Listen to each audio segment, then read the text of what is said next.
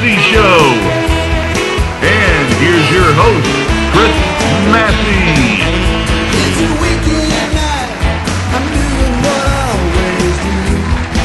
Yeah, turn side to side, you're driving me out of my mind.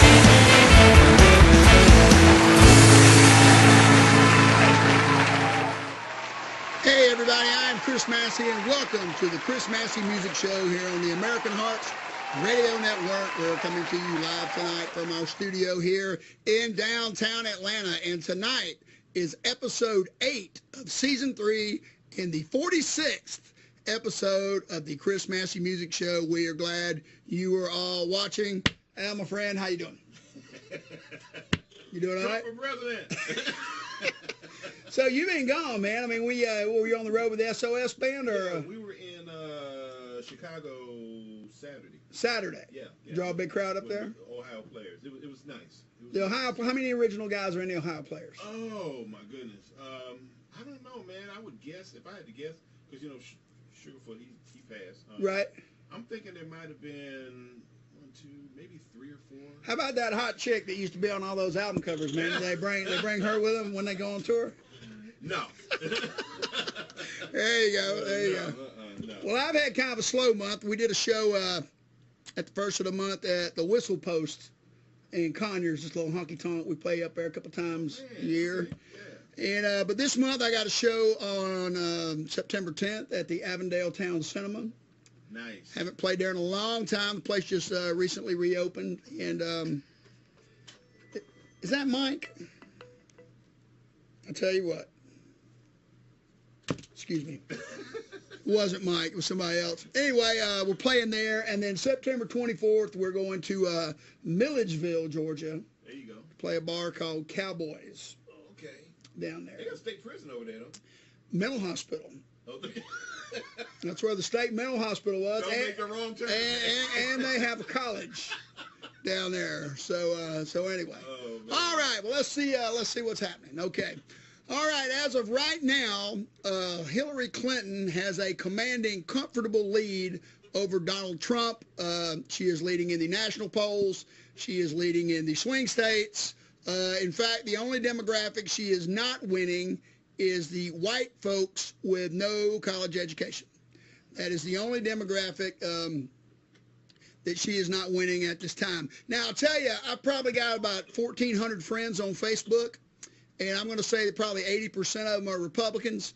And for the past year, I've seen all these posts on there saying how Donald Trump was going to win, what a great president he was going to be, all this bad stuff about Hillary. Well, about a month ago, those posts started to dry up, and now they are non-existent, completely gone. Wow. Nobody is posting anything about Donald Trump on there, and, well, it's pretty obvious why. I mean, and the reason why is because the guy's an asshole, okay? And that is why he is losing, because nobody likes an asshole.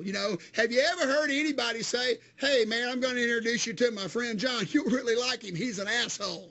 Or have you ever heard anybody say, hey, Mary, how was your date last night? Oh, it was great. I really like this guy. He's a huge asshole. Nobody says that, okay? And that is what Donald Trump's big problem is that he is an asshole, and that's why he's not winning. And he's the worst kind of asshole there is. He is an asshole that was born with a silver spoon stuck up his ass, okay? I mean, he knows nothing about the struggles that middle-class people have, like people that are trying to pay their mortgage, trying to send their kids to college, trying to save money for vacation. And what about that insurance salesman in Valdosta that has a convention in Las Vegas, and he's trying to put together a few pennies so he can enjoy the night with a couple of hookers? He doesn't know anything about that. Not a damn thing about it. And you're crazy if you vote for him. That's all I'm going to say about that. So, is there anything else I need to add? You said it all, dude. Yeah, well, you should probably put this on his website, Yeah, oh, man, yeah. Maybe he'll put out a hit on me or something.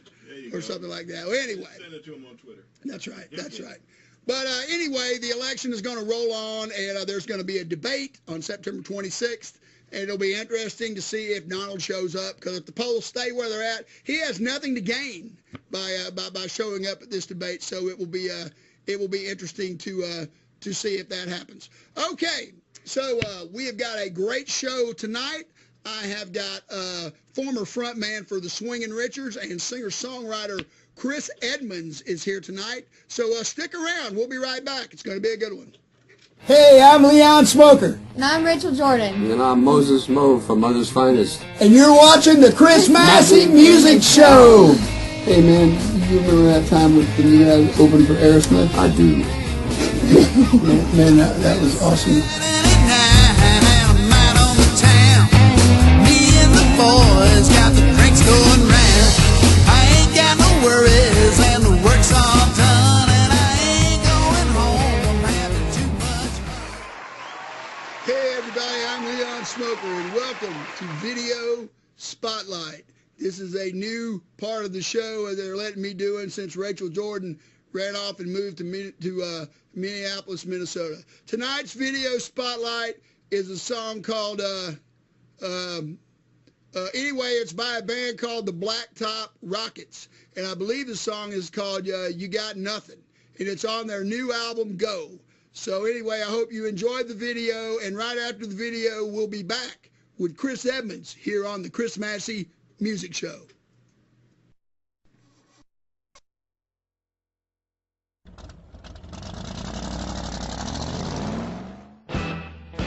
If I had a reason, I just might stay. I don't see it, so get out of my way. Leaving you, baby, and that's a fact. Leaving you now with the shirt on my back. I got nothing. I got a whole lot of nothing. I got a whole lot of nothing, but it's better than a little bit of something that I had with you. Well, you say I'm worthless, I know I'm lazy. Might be stupid, but I sure ain't crazy. Got two eyes and they can see that anywhere but here is where I wanna be. I got nothing. I got a whole lot of nothing. I got a whole lot of nothing, but it's better than a little bit of something that I had with you.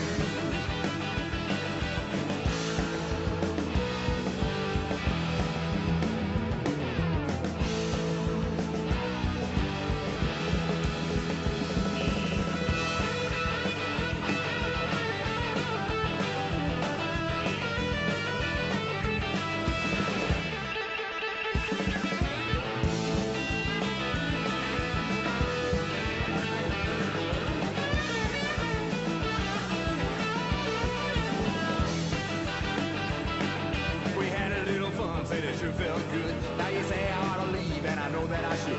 Could be stranded in the desert, could be lost at sea, could be stuck in Alabama on Route 33. I got nothing. I got a whole lot of nothing.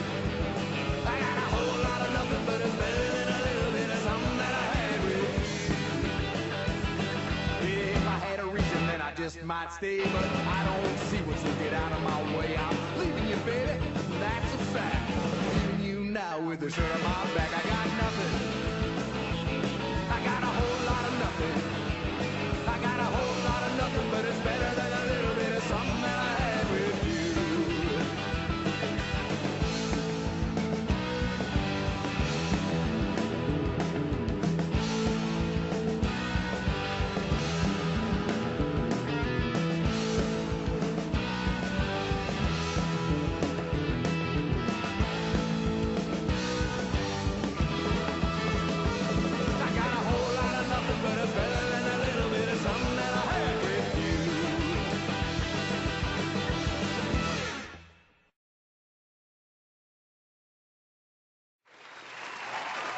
All right, we're back. That was the Blacktop Rockets featuring Dave Weil on the vocals there.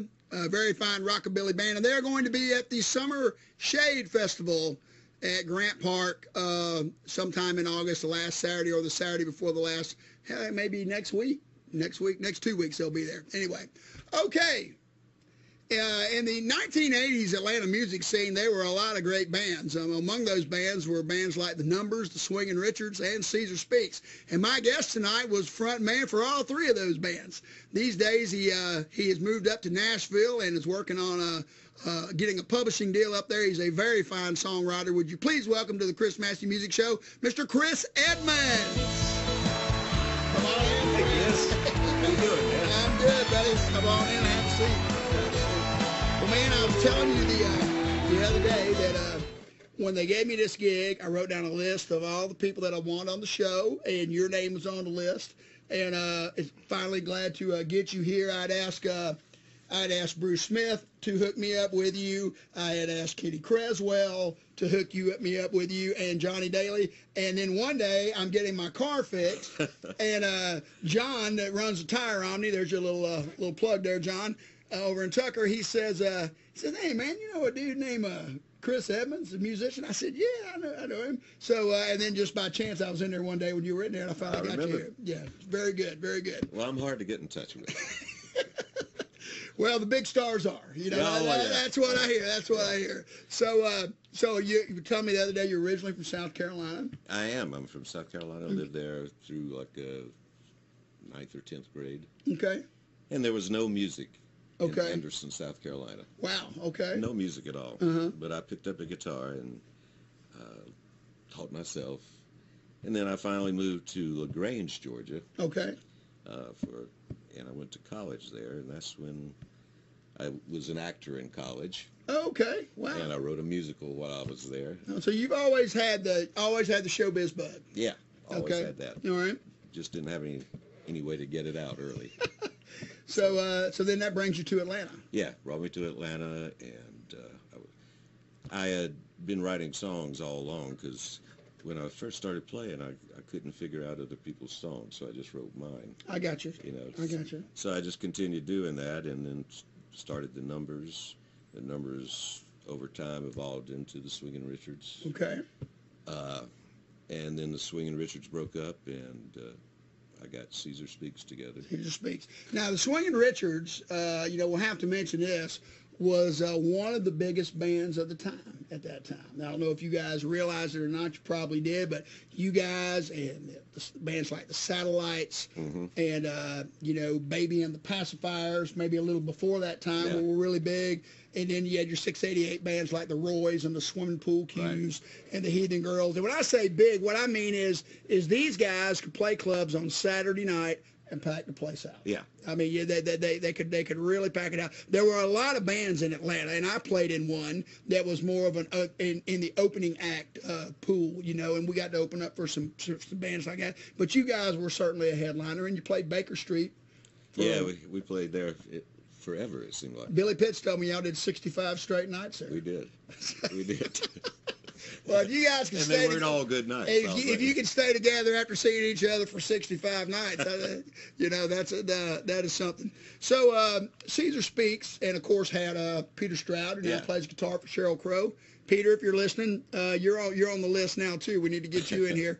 But you did a little stuff in Caesar Speaks. You guys got some music in the movie, is that right? Yeah, we did. We the Swingin' Richards broke up, and Bruce and Billy went on to form The Law. Right.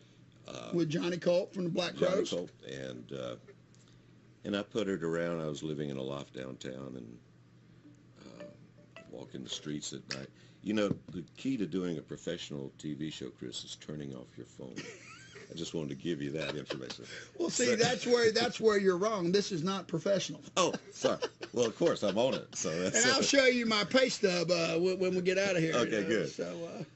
So anyway, I was living in a loft downtown and playing my guitar and said, well, I got to form a band. So I called Peter and he knew Dave Allen, the drummer, and I got Hottie and Victor from the Swingin' Richards in there. Okay. And we rehearsed 1 week in that loft learning all these new songs that I'd written. And we went out after 1 week and played a big battle of the bands at the Cotton Club at the time. Okay, right. So we won that. And we got studio time and cash, and then after that they called us to be in this movie Fast Food with Jim Varney, right, and Tracy Lords for those. Oh wow, yeah, yeah, I know who Tracy Lords is. Probably shouldn't know who she is, but I do. Don't admit it. But anyway, it's a B movie, not all that great. But we had a couple songs, and we performed a song in the right, and we went on and did a lot of things, but like most bands, it. Things run their course. Run their course. Okay. But you were the writer of these songs that are in that movie, and so you had to save some money for that. Saw a little money for that. Yeah. And there's nothing that I could imagine that could be more rewarding than receiving money for a song you wrote. That is a thrill. Yes. That and hearing it on the radio or hearing it in a movie. I still enjoy that. Yeah. You know, and I've heard, I heard an interview one time with Paul Simon, and they were asking about Bridge Over Troubled Water. They said where it came from, and he said, well, he goes, I'll tell you, 1 minute it didn't exist, and then it did. Yeah. He said it just, you know, and that's the thing is that you take something that's not there, and you create it, and it is there. And with today's technology, it's there forever. It is. You know? It is. And, you know, it's become a lot easier to record your songs. That's right. And everybody's got a computer in their bedroom. That's right. Do a semi-professional job. So the market's flooded with all that. But still, you know, there's still a handful of great songs that just jump out. That's right. That's right. And it's also cut down. I know for me, you know, I have guys that, I have a band, and there's guys that can't make it, and I get people to fill in. And because of the internet and everything, I mean, guys that'll do their homework, I mean, it's really cut down on rehearsal time. Oh, yeah. I mean, you can have guys just show up, plug in, and they're ready to go, you know. Well, you know, but the great thing, I think we sort of were ahead of that trend because, as I remember, the Swingin' Richards or Caesar Speaks rarely rehearsed. Is that right? Yeah. Well, you guys were gigging all the time. We were gigging all the time. I mean, really, y'all were when you're playing 3-4 nights a week like you guys are. You know, there's not really much reason to do it. Yeah. So Caesar ends, and this is about what 1990, 91. You know, I am the worst at what sometime in the 90s. Okay. So well, I know I played a festival with you guys down on 3rd Street, and that was in 1989 or 1990. The 3rd Street Festival down by Georgia Tech. Big all-day block party. So what happens after Caesar Speaks? Well, after Caesar Speaks, I formed just a band just to support me, and it was just I just went out as Chris Edmonds. And I went out and played shows, and I went to Nashville and played up there a bunch, and things were happening. And but as usual, it just didn't quite get over the top, you know. We get a A&R guy and that loves us, and the next week he's fired, you know, or some those kind of things. You hear those things all the time. Right. And then, so I sort of got a little fed up, and I retreated to recording in my bedroom. Okay. So I did a couple of albums there, and then started getting back out again, and Swingin' Richards started doing their Reunion Christmas shows, right? You know. And I enjoy those. And this last Christmas, of course, we said it would be our last show ever. That's right. That's what they said. This would be the last one. I'm thinking you might want to check this Christmas just in case. Yeah, if you guys aren't busy. Maybe not the Swingin' Richards, but some. Yeah, I bet you if I could get into to Sean's office up there and look at the calendar for December, I bet I could see I could find a date on there for you guys. We'll see. But yeah, so I was not actively pursuing getting out, and then you know, as time goes on, you miss what you really love, and I love performing. Yes. So I moved to Nashville. Okay. And I've been recording up there. I've been recording at a place called Harmonic Labs. Rick Chapman is the owner of that, and he's been a great help, and recorded about 27 songs up there so far. Wow. Now, how long did it take you to record 27 songs? That's a couple years, right? No, about 8 months. Really? Yeah. So you had access to the studio pretty much. Yeah, at first, before I moved, I'd go up there 1 week a month. Okay. And now, were all these songs written when you went in there, or were some in progress while you were recording? Some would be in progress. Okay. You know, you might be missing a lyric line or something. Sure. That you have to fill in. Okay. But most of them were done, you know, usually Okay. the night before I go into the studio. I got you. So tell me now, and like when we were talking the other day, I do not have a lot of songwriters on the show. You know, and being a songwriter, you know, I love to talk shop with guys about songwriting. I mean, what do you use for inspiration? How it comes together? What do you usually start with? So just walk me through and I know for me that all the songs are different, but most of the time there's like a formula that I use, or it just kind of falls out that way, you know, for me. So take me through the process of Chris Edmonds writing a song. Well, first of all, I always feel the desire to write a song. Okay. I don't go through spells where, you know, a lot of writers I know, they'll procrastinate and they hate it and love it at the same time. Right. But I don't have a problem. I want to write another song. And usually I go in, sometimes it's as vague as just a feeling Okay. before you sit down at the piano or pick up a guitar. Mm-hmm. And sometimes you might have a song title. Yes. And sometimes you just might have this kind of strange music playing in your head that Right. may... So I don't ever edit myself. I let You let it happen. happen. And then you go back and maybe work on some stuff. And consequently, you write a whole bunch of different kind of songs. Mm-hmm. You know, even with the Swingin' Richards, I was writing songs that wouldn't be appropriate for the Swingin' Richards. Right, but you still write anyway. Still write them. Sure, yeah. Okay. You know, and you know, moving to Nashville, you'd think I would be doing country music. Yeah, that was my mistake earlier. Yeah, but I can't make myself write the truck and beer Sure. songs. Yeah, and that's one of the problems with that music is there's no honesty in it.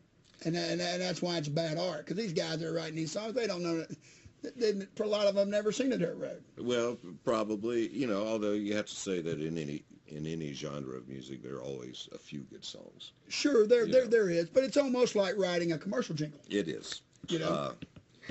And I've had the pleasure of co-writing with a couple of young women up there that I've always written by myself, but I enjoyed the co-writing experience, and I think I write better with women than with men or something. Right. Because, I don't know, men are coming from a whole... Yeah. Now my last record was the first album that I co-wrote with people, you know, and it was different, and it was a give and take deal, you know, because when you write yourself, I mean, you know, when you go and show it to the band, it's pretty much, you know, this is the way we're going to do it, and this is the way I want to do it, and no, I don't really want to change that right there. I want to keep it like it is, and that type of thing. But it was good for me to get different ideas from different people. Well, I found, you know, it's like when I would write a song for the Swingin' Richards, you know, I don't know what it is about Swingin' Richards, but there's just a sound there that we could always get. Right. And so I could go up and play it on piano or guitar, and within 5 minutes, the Swingin' Richards are playing the song, you know. Yes. And it sounds like the Swingin' Richards, and everybody is contributing a little bit to the sound, Right. and stuff like that. And that comes from playing together every time. Oh, yeah. Think of that, you know, everybody's on the same page, and knows what you're looking for, you know. But, you know, I found lately being in the studio and doing a lot of the instruments myself, and of course the vocals and the writing, and then bringing in some real good Nashville players. You know, they're always willing to accommodate what you want, so you're not fighting them. That's you right. Fight your band. That's right. Yeah, and when you get and like the session guys that I had in there with me, you know, they told me, you know, look, we're here to serve the song. Yeah. You know, and you got guys that come in there and they understand that, you know, I need to play my guitar so it makes the song sound good, not play my guitar so my guitar sounds good in the song. Right, yeah. You know, So, and that's hard to find sometimes. It is, you know, and there's nothing wrong with some kids getting out there wanting to show off, you know. Yeah. I don't care, you know. That's right. You know, Louie to me is like as good a song as Beethoven's Fifth Symphony. You know? Sure, it's entertaining, Yeah. and that's all that matters at the end. But it's weird how it works. Like, you know, like I had this song that I had written months ago, and I recorded it on my little recorder at home, and the chord progression in the verse was D, C, and G, and I would play it, and you know, I just couldn't get the, you know, the melody's kind of like being on a surfboard, you know, on the wave, and it just wasn't fitting the way that I wanted it to. And I messed with it a couple times, and I put it away. And the other day I picked it up, and I started to play it. And instead of playing D, C, G, I played D, E minor, G. And, man, Opened up. It just changed everything. And now, man, that surfboard is just hugging that wave, and it's rolling, and it changes everything. Now when it rolls into the chorus, it's a completely different dynamic. And Yeah. You know, one thing that I've discovered about songwriting that still thrills me is that you mentioned a formula just in your own writing. Right. And I'm sure all songwriters to a degree have a kind of a formula. The thrill comes when you break the formula. yes, It's like you're That's sitting right. there and you've got a verse and you've got a chorus, and I found that if I sit there and just let it permeate a little bit, all of a sudden this part that's rhythmically not similar or lyrically not, it's like an old Burt Bacharach song where all of a sudden they go into this different right. thing. I don't know. That's what thrills me, with that new thing in a song, I got you. you know. Well, my thing is, my day job, I own a gutter installation company, and I'm on the road all the time. I mean, like 200 miles a day. So I'm in the car alone a lot. So a lot of times when I get home, I've already got a melody and some lyrics. So when I sit down with the guitar, it's basically just playing what I'm singing. Yeah. You know. Now, I wanted to ask you this, because I had a guy tell me this one time. He said, first of all, do you ever get writer's block? Do you ever get to where you just can't write? No. You don't? Wow. Okay. It doesn't mean that what I'm writing is great. Exactly. Yeah. Well, that you know. But no, I don't have a writer's block, because I swear, anytime I sit down with an instrument, or anytime that you have a few minutes that you can think and it's not all noisy and stuff, you know, I just want to do it. I got you. You know? Now, do you find that you look for the songs, or do you let the songs come to you? How does that work? You know, I've had on occasion a desire, like I'll say, all right, for the Swingin' Richards reunion, I want to write a great opening song. Right. And for a Swingin' Richards show, it's got to be You know, rocker. Yeah, absolutely. You know, and that works sometimes. To me, it's better just to let it come. Yeah. You know, not. I know a lot of writers just write for a market, and Nashville's got a formula you got to write to, and Right. all that, and all that's great. But really, the most magnificent moments I've encountered in my life have been things that you just let happen. Right. You know. Now, when you write a song on piano, and if you're like me, I know you're probably already hearing bass and drums and. Well, you hear the whole band. Yeah, the whole band in your head. You know. But when you get with a band, sometimes it's not exactly what you were imagining, or Well, at least it's worked that way for me sometimes. I'll say it's never exactly what you. There you go. That's a better way to put it. Yeah. It never is. Yeah. But I mean, I have the ability, if I'm in a studio, I can get it done by myself. But there's a great joy too when you're playing with other people that you enjoy the way they play. Right. And all of a sudden they add something that you never would have thought of. Correct. Yeah. You know, a little guitar part, a little bass part, or whatever. A break, something. A break, Yeah. whatever. Mm-hmm. You know, and that's joyful That's right. when you hear it. That's right.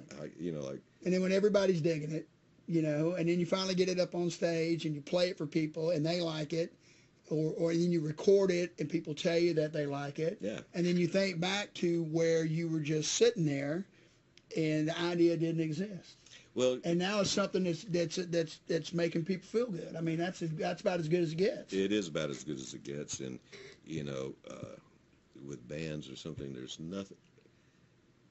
I love the thrill and the pressure of going home one day or late one morning or whatever, and saying, "We're getting together tomorrow night. I'm going to have a new song, and I'll write it, and then that day I get to hear it, Yeah. performed, and or recorded, or whatever. That is just beautiful." Well, that's one thing you can always tell if a guy's a songwriter, because if a guy is a songwriter, he's always got something he wants to show you.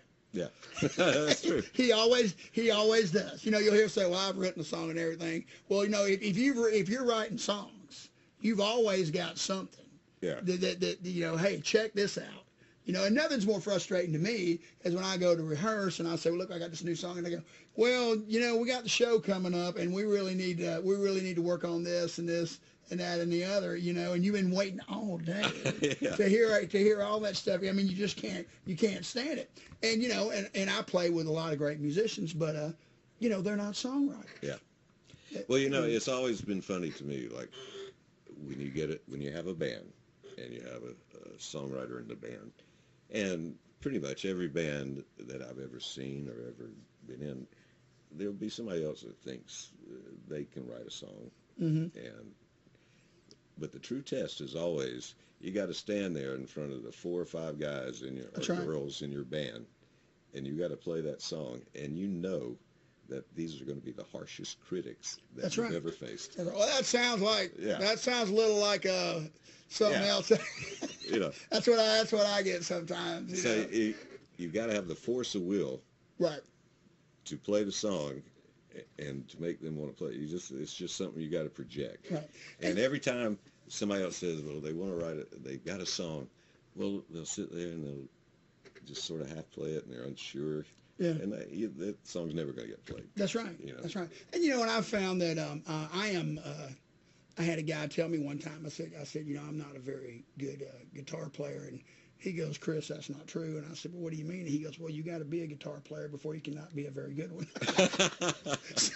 so I said, touche, you know.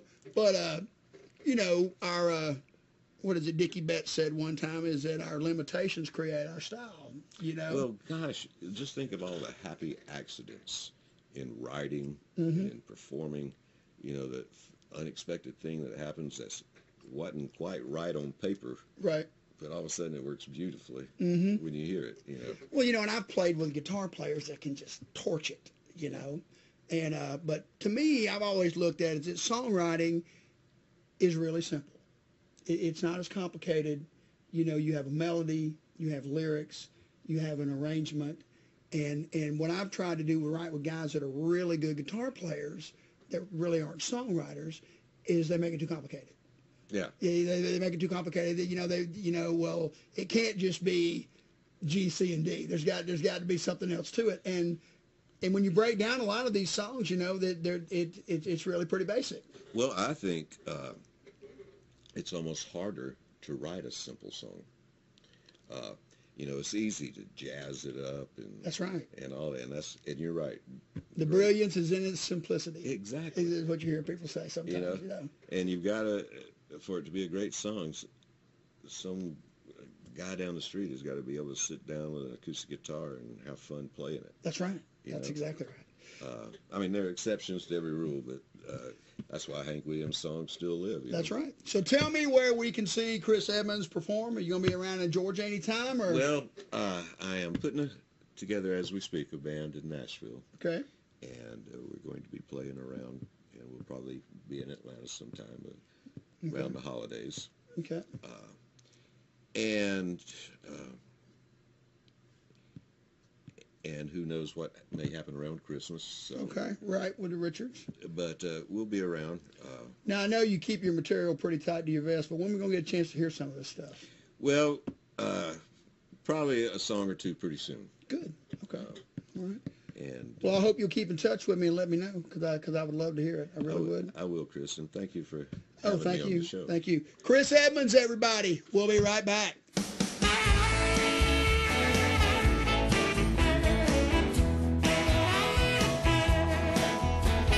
Serving Atlanta since 1998, Massey Gutters understands the challenges specific to our area. Massey Gutters is familiar with all aspects of gutters and roofing. We use only the highest quality materials. With our fully trained and professional staff, you are guaranteed to get quality service and work. References available upon request. Call us today for a free estimate, 404-314-6800. Again, that's 404-314-6800. Call Massey Gutters today. 404-314-6800. All right, we're back. For being a guest on the Chris Massey Music Show, my guest Chris Edmonds will receive a 6-month supply of Rice-A-Roni, the San Francisco treat, a case of Turtle Wax, and a case of Old Duels non-alcoholic beer. Old Duels, for those times in life when you only need to look like you're having a good time. That's right. Okay. Well, I guess that wraps up another show, and we are heading for that 50th show, which will be in December. Nice. It will be the last show. I know for a fact that Johnny Scales, who was on the very first show, will be here that night, and I hope to have a couple other guests and maybe a little longer show than usual. I do not know who we have booked for September or October, but I do know in November, Sharon Blackwood, fine actress who has been in movies like Remember the Titans, Sweet Home Alabama, and has a role in the new Oscar-nominated movie called Loving that will be out in November, is going to be right here in the studio with us, so we're looking forward to that. Like I always say, always love your woman. Take life as it comes, and when you get the chance, have too much fun. We'll see you next time.